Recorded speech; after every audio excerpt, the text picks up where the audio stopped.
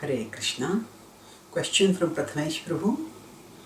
Among three ways of reading scripture, literal, ethical or moral, and metaphorical, you mentioned that the literal way is the most purifying. Which is the best?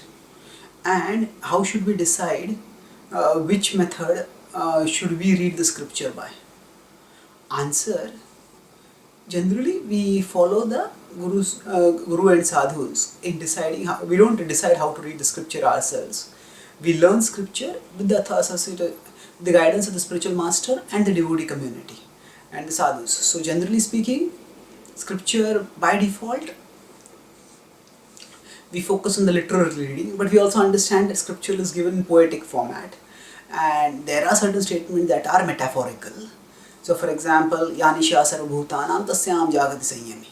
That which is night for all living beings is day for the self-realized, and that which is day for all living beings is night for the self-realized. So this is, now if we look at the context, Krishna is not giving some esoteric, geographical or cosmological or chronological information there. Krishna is talking about sense control, and and if you look at the context, he's basically talking about those who are controlling the senses or not controlling the senses. So, and that's what was also partially referred to in this particular verse. So, from the context and from the way the acharyas have understood the verse, we can understand that in this particular case, the metaphorical reading is best suited. So, there are a few places in the scripture where based on the context, based on the understanding of the acharyas' commentaries, we may look for other readings such as the non-literal reading, metaphorical readings.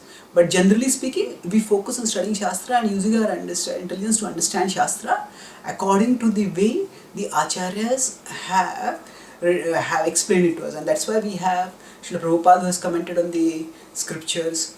We have Srila Prabhupada's followers who give classes and who have also written books, and of course we have Srila Prabhupada's predecessor acharyas who have commented, and although many of their commentaries are in Sanskrit, they are being translated also.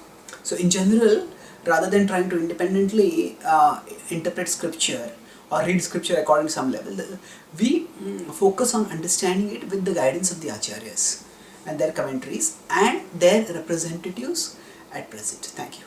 Hare Krishna.